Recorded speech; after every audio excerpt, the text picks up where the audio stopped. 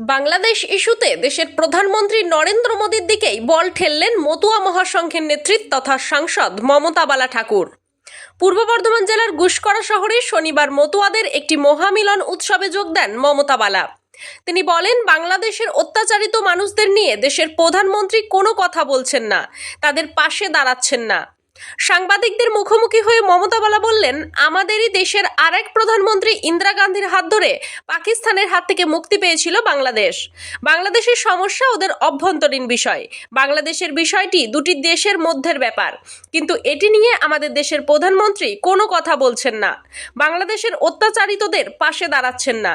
এটা আমাদের পক্ষে যন্ত্রণাদায়ক। গুসকরা শহরের শান্তিপুরে সারা ভারত মতুয়া মহাসংঘের দুদিনের মিলন মেলা উৎসবের আয়োজন করা হয়। এদিন যোগ দেন তৃণমূল কংগ্রেসের সাংসদ মমতা বালা ঠাকুর, ছিলেন বোলপুর লোকসভা কেন্দ্রের সাংসদ অসিত মাল, আউস গ্রামের বিধায়ক অভিদানন্দ থান্ডার এবং গুসকরা পৌরসভার চেয়ারম্যান কুশল মুখোপাধ্যায়।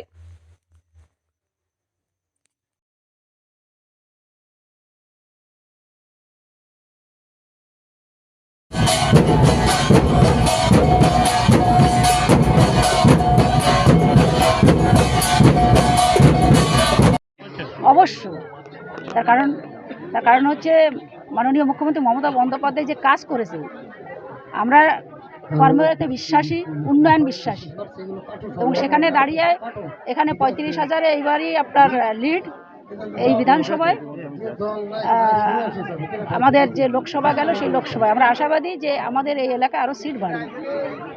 আপনাদের মতুয়া সম্প্রদায় থেকে আরো বেশি মানুষ দাঁড়াবেন, মোটামুটি কতগুলো আশা করছেন আপনারা? দাঁড়াবে তো সে তো দিদি দেবে। আমরা বলছি যে ভোটের সংখ্যা আমাদের যে এটা মার্জিন আমাদের বাড়বে। এবার মতুয়াদের ভিতরে যারা এখানে আছে সেখানে দাঁড়িয়ে আজকে যারা আমাদের ভোটার, আমরা আশাবাদী যে মতুয়ারা মাননীয় মুখ্যমন্ত্রী মমতা বন্দ্যোপাধ্যায়ের পাশে থাকবে। তার কারণ হচ্ছে সিএ নিয়ে যেটা করেছিল তারা সেটা তার বিজেপি সেই আশ্বাস তাদের পূরণ করতে পারেনি। আপনারা দেখেছেন যে বিধানসভা 21-এ সেটা আপনারা ফল, আবার লোকসভায় ফল দেখেছেন। এর থেকে আরও বেশি বাড়বে আগামী আমাদের বিধানসভার ভোটে।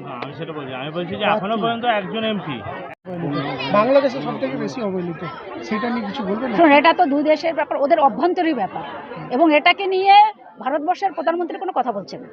যেটা এর আগে যে আমাদের ইন্দিরা গান্ধী ছিল, আজকে পাকিস্তানের সঙ্গে যে অত্যাচার হতো, পাকিস্তান থেকে মুক্তি দিয়েছিল, বাংলাদেশের জন্ম দিয়েছিল ইন্দিরা গান্ধী কংগ্রেস জমানায়। কিন্তু আজকে আমরা দেখতে পাচ্ছি যে ভারতের প্রধানমন্ত্রী সেখানে কোনো কথা কিন্তু এখনো তার মুখ দিয়ে করে না। যে যারা ওপাশের তারা মুখ দিয়ে বড় বড় কথা বলে, হিন্দুদের কথা বলে, কিন্তু আজকে কিন্তু তারা কোনোভাবেই আজকে তাদের পাশে দাঁড়াচ্ছে না।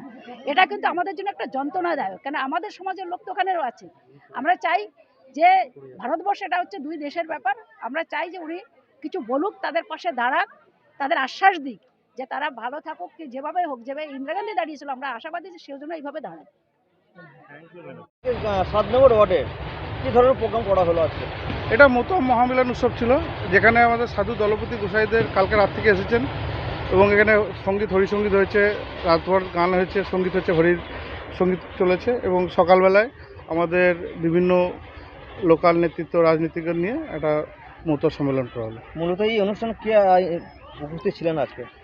আজকের অনুষ্ঠানে উপস্থিত ছিলেন মাননীয় শ্রীমতী মমতা ঠাকুর, যিনি আমাদের সংঘাধিপতি এবং রাজ্যসভার সাংসদ, ছিলেন অসিত মাল, বোলপুর লোকসভা কেন্দ্রের সাংসদ, ছিলেন শ্রী অভেদানন্দ থান্ডার, বিধায়ক আউসগ্রাম বিধানসভার, কুশল মুখার্জি যিনি পৌরপ্রধান, অনেক কাউন্সিলরগণ ছিলেন। এই প্রোগ্রামটা কারণ এখানে একটা প্রত্যেক বছর বার্ষিক উৎসব হয়, সেটাকে একটু আরও বড় করে মতুয়াদের মধ্যে একটা সংগঠিত করার একটা প্রচেষ্টা, যাতে আগামী দিনে সব সংগঠিত হয়ে আমরা চলতে পারি। কয়েকদিনে ছিল এই প্রোগ্রাম? এটা আছে তো 3 দিনের প্রোগ্রাম, আজকে দ্বিতীয় দিন। কালকে রাত থেকে শুরু হয়েছে, আজকে রাতের বেলায় হরিসঙ্গীত আছে, আগামীকাল বাউল আছে এবং মিন মহোৎসব আছে। এই 3 দিনের প্রোগ্রাম কাল পর্যন্ত হবে? কাল পর্যন্ত হবে। আপনার নাম পরিচয়? আমার নাম সুপ্রভাত গাইন।